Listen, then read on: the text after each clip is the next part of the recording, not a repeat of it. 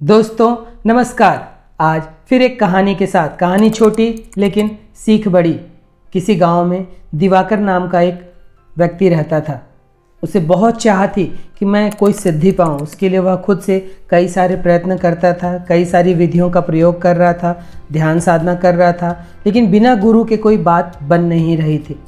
और संयोगवश उसके गांव में एक गुरु का आगमन होता है और वह उन गुरु से मिलता है और उनसे मिलकर उनके ऑरा से, उनकी बातों से बहुत ज़्यादा प्रभावित होता है और उनकी सेवा में लग जाता है कि मैं इनसे योग के रहस्य, मैं ध्यान के रहस्य जान सकूं।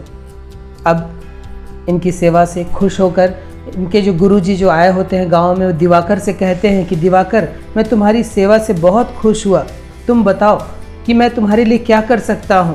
तब दिवाकर कहता है कि हे प्रभु, मैं योग के, मैं ध्यान के रहस्य जानना चाहता हूँ। तब जो गुरु होते हैं वह खुश होते हैं और बोलते हैं ठीक है, मैं कल से तुम्हारी प्रशिक्षण चालू करता हूँ और तुम कल ब्रह्म मुहूर्त में मेरे पास अब आओगे और कल से प्रतिदिन, इसमें हो सकते हैं 6 महीने लगे, उसमें हो सकता है कि 1 साल लग जाए, हो सकता है 2-3 साल लग जाए, लेकिन तुमको यह साधना बीच में रोकनी नहीं है। दिवाकर तो चाह ही रहा था कि मैं इस तरह के गुरु को पाऊँ और इन सब रहस्यों को जानूं। तो वह तुरंत कहता है कि बिल्कुल गुरुजी, मुझे तो इसकी कई वर्षों से प्रतीक्षा थी, मैं इसके लिए बिल्कुल तत्पर हूँ। अब अगले दिन से गुरु उनको प्रशिक्षण देना, योग के, ध्यान के रहस्य, सारे कर्मकांड, अष्टांग योग से उनको परिचय कराना, सारे विधियों को उनको धीरे धीरे सिखाना, करते करते उन्हें शुद्ध बनाना और वह उनसे योगा में धीरे धीरे पारंगत बनाने लगते हैं। कुछ वर्ष बीतते हैं, दिवाकर बहुत कुछ योग के रहस्य जानने लगता है, बहुत कुछ मंत्रों का प्रयोग सीख जाता है, बहुत कुछ सिद्धियां उसके भीतर आने लगती हैं। फिर भी अभी उसका ज्ञान पूर्ण हुआ नहीं था। अब वह अहंकार में आ जाता है कि मैं इतना जानता हूँ।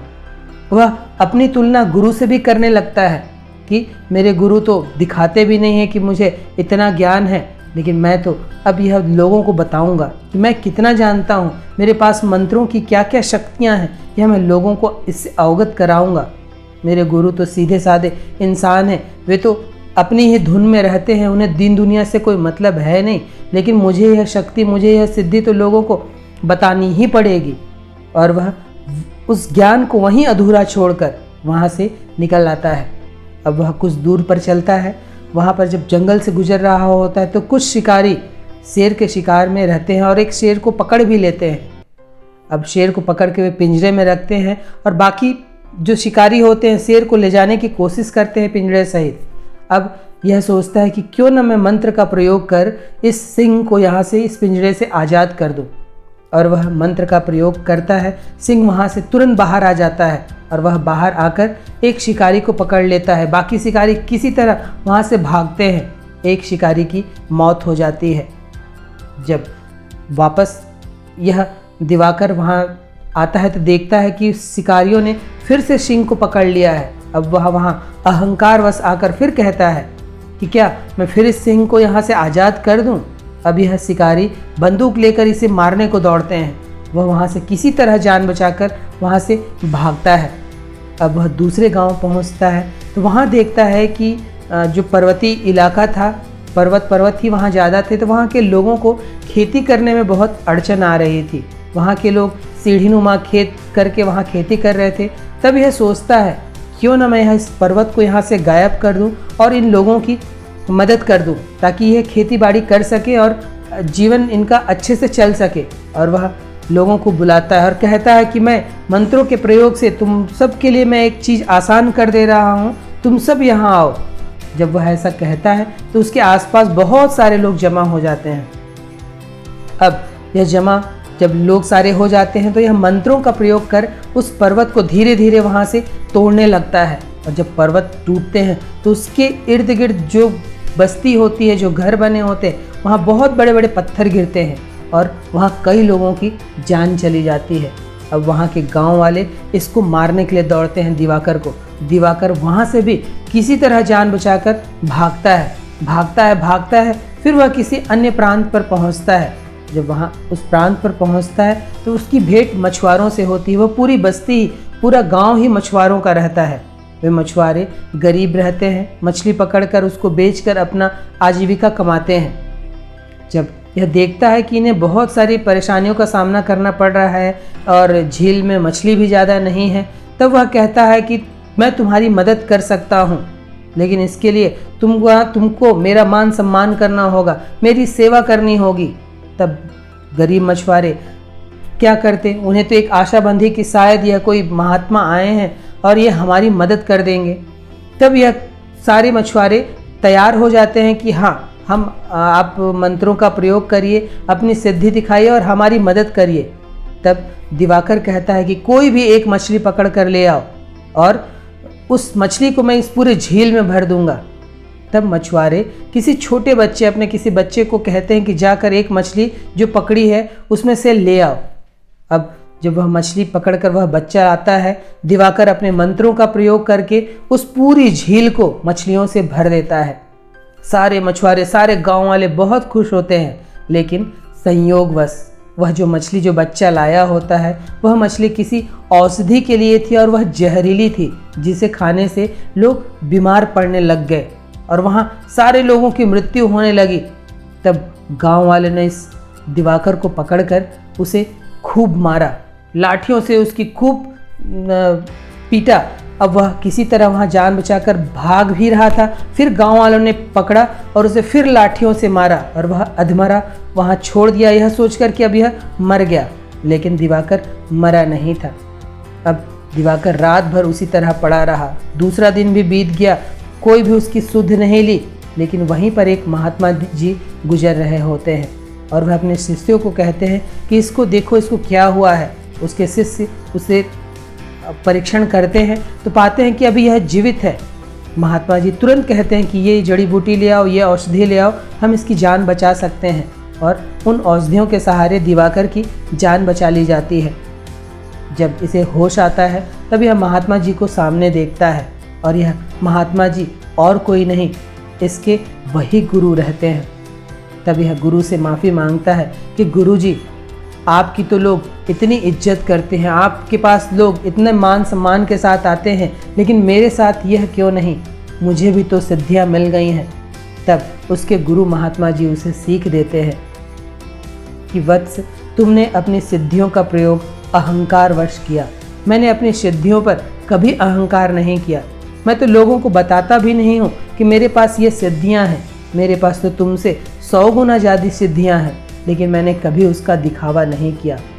मैंने कभी उसे कौतुक की चीज़ नहीं बताई, मैंने कभी उसको दिखावा में नहीं लाया, ना उसके लिए मेरे मन में कोई अहंकार आया। लेकिन तुम्हारे मन में कुछ सिद्धियों को पाकर, कुछ शक्तियों को पाकर तुम्हारे मन में अहंकार आ गया और अहंकारवश तुम इसके दिखावा को दिखाने निकले कि तुम कितने गुणी हो। अगर यही चीज़ तुम्हारे मन में होती कि तुम लोगों की सेवा, जन कल्याण में इस सिद्धि का, इस शक्ति का उपयोग करते, तो तुम्हारा नाम भी होता, तुम्हारा यश भी होता और तुम्हारी प्रसिद्धि भी होती।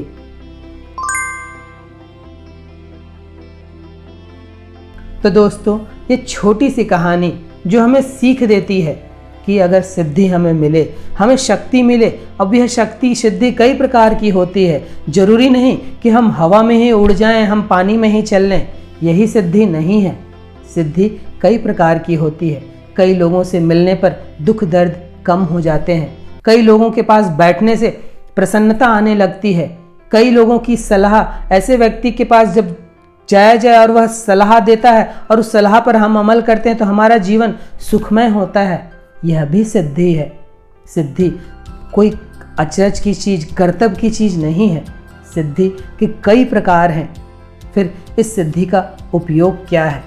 अगर इसमें अहंकार शामिल हो जाता है तो यह आपके लिए दुख का कारण बन सकता है। किसी भी चीज़ में अगर अहंकार आ जाए, उसमें घमंड आ जाए, वह चीज़ में आप सफल नहीं हो सकते, ना नाम कमा सकते हैं, ना यश मिल सकती है। फिर सिद्धि का सही उपयोग करना हमें आना चाहिए। आप लोग में से कई लोग हैं जो योग, ध्यान, इन सब चीज़ों को प्रारंभ करते हैं। कुछ आप में परिवर्तन आने लगते हैं, लेकिन आप चाहते हैं कि मैं इसे दिखाऊं, लोगों को बताऊं, लोगों को भी इसमें शामिल करूं, यह गलत होगा। जिसको ज़रूरत है वह आपको ढूंढता हुआ आएगा और आप उसकी मदद नहीं भी करना चाहेंगे, आपके पास बैठने से उसकी मदद हो जाएगी, आपसे बातें करने से उसकी मदद हो जाएगी। आपको अपनी सिद्धियों का प्रदर्शन करने की ज़रूरत नहीं है। अब यह सिद्धि केवल आध्यात्मिक सिद्धि ही नहीं, सिद्धि यानी शक्ति। शक्ति कई नेताओं को भी मिलती है, सिद्धि शक्ति कई पदाधिकारियों को भी मिलती है, कई राज अधिकारियों को भी मिलती है, लेकिन उसका वे सही उपयोग नहीं करते हैं। वे उसका उपयोग धनोपार्जन में करते हैं, वे उसका उपयोग अपनी लाइफ को अच्छा बनाने के लिए करते हैं। उन्हें मतलब नहीं होता है कि हम किसी की मदद कर दें। उन्हें जो भी चीज़ मिली है, जो भी शक्ति, जो भी पद मिला है, उसका वे दुरुपयोग ही करते हैं। उदाहरण स्वरूप हमारे सिस्टम में अब बैठ गया है 1%, 2%, 5%, 10%। सब लोग इसे एक सिस्टम बना लिए और सब इसे सही ठहराते हैं। क्या यह गलत नहीं है? क्या यह देश के साथ धोखा नहीं है? क्या यह देशद्रोह नहीं है कि देश की भलाई के लिए जो पैसा आया है उसमें से आप 1%, 5%, 10% बना रहे हैं? यह शक्ति का दुरुपयोग ही है, यह सिद्धि का दुरुपयोग ही है। आध्यात्म में अगर हम आ जाएं तो कई ऐसे नौसिखिए हैं, मैं उन्हें नौसिखिए ही कहूँगा क्योंकि अधजल गगरी छलकत जाए। उन्होंने अभी पूर्ण सिद्धि पाई नहीं है, उन्होंने उस राह पर पूर्ण रूप से अपना समर्पण किया नहीं है और वे कुछ सिद्धियों को जानकर, कुछ चीज़ों को ही जानकर अब दुनिया बदलने निकले हैं। खुद तो वे बदल नहीं पाए हैं, अब वे निकले हैं कि अब मैं दुनिया ही बदल डालूं। आपको इससे बचना होगा, फिर वह आध्यात्म की दुनिया हो, वह परमार्थ की दुनिया हो, वह धर्म की दुनिया हो, वह आपका सामाजिक स्तर हो, वह आपका राजनीतिक स्तर हो, वह कोई भी चीज़ हो। शक्ति सिद्धि का दुरुपयोग आपको नहीं करना है। जब आप सिद्धि शक्ति का सही उपयोग करेंगे, ऊपर बैठा ईश्वर सब देख रहा है, कितना उसके साथ धोखा करेंगे। 1%, 2%, 5% देश का पैसा लूटकर, लोगों का पैसा लूटकर आप कुछ घर, कुछ गाड़ियां तो खरीद लेंगे, लेकिन वहाँ क्या जवाब देंगे? उसे क्या जवाब देंगे? क्या आप अपनी नज़रों में नहीं गिर जाते इस तरह का पैसा बनाकर? तो सिद्धि, शक्ति, पद, सारी चीज़ों का सही उपयोग करना आना चाहिए। जब व्यक्ति कोई इस तरह का होता है, हम उसे सर आंखों पर बिठाते हैं, उसके लिए हम जान देने को तैयार हो जाते हैं। 1%, 2%, 5% या अपनी सिद्धियों का कर्तव्य प्रदर्शन दिखाने वालों के साथ यह नहीं होती, उनके साथ भीड़ इकट्ठा नहीं होती, उनके लिए मरने वाला कोई नहीं होता, क्योंकि उनकी ऑरा ही दूषित हो चुकी होती है। तो हमें सिद्धि का सही उपयोग करना है, शक्ति का सही उपयोग करना है। जिस तरह दिवाकर ने अध ज्ञान रखा, उन्होंने पूरा ज्ञान सीखा भी नहीं, गुरु के पास वे आधा ही छोड़कर आ गए। आपको भी यह नहीं करना है। जब तक गुरु यह न कहे कि अब तू पूर्ण हुआ, अब तू सब कुछ जान गया है, तब तक आपको गुरु के चरणों को नहीं छोड़ना है। सचिन तेंदुलकर जब तक क्रिकेट खेले, तब तक उनके कोच रमाकांत आचरेकर सर ने कभी उनकी तारीफ नहीं की। तारीफ कब की? जब उन्होंने अपना रिटायरमेंट ले लिया और रिटायरमेंट में जब उन्होंने फेयरवेल स्पीच दिया, उस फेयरवेल स्पीच को सुनने के बाद रमाकांत आचरेकर सर ने कहा, वेल डन सचिन। तो जब तक गुरु आपको आदेश न दे, जब तक ईश्वर का आदेश आपको न मिले कि हाँ अब तू संपूर्ण ज्ञान रखने वाला हो गया, तब तक आपको ज्ञान की खोज रखनी है। गुरु के चरणों को पकड़ने का मतलब गुरु की सेवा नहीं है। आप कर सकते हैं गुरु की सेवा, लेकिन असली गुरु की सेवा, असली ईश्वर भक्ति कब होगी? जब आप उनके पद चिन्हों पर चलेंगे, जब आप उनके बताए हुए रास्तों पर चलेंगे। गुरु ने कहा कि ये कर वो कर, लेकिन आप कुछ और ही कर रहे हैं। गुरु के सामने तो कुछ और बन रहे हैं, लेकिन पीठ पीछे कुछ और भी कर रहे हैं। इस तरह से बात नहीं बनने वाली है। समर्पण ही आपको सिद्धि दिलाएगा। समर्पण के द्वारा ही आप सिद्धि पा सकते हैं। वह कोई भी चीज़ हो, वह धर्म हो, वह आपका आध्यात्म हो, वह आपके कोई कर्म हो, वह आपका वह सामाजिक कोई काम हो, जब तक उस काम में आप पूर्ण समर्पित नहीं होते, तब तक आप उसमें सफल नहीं हो सकते। तो एक अंतिम बात और कि सिद्धि का सही उपयोग करें।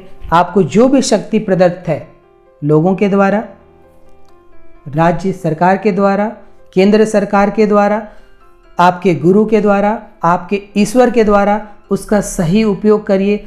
तब जाकर ही यश, प्रतिष्ठा, मान सम्मान सब कुछ मिल सकता है, वरना आप केवल धन बना सकते हैं, असली सुख से आप वंचित ही रह जाएंगे।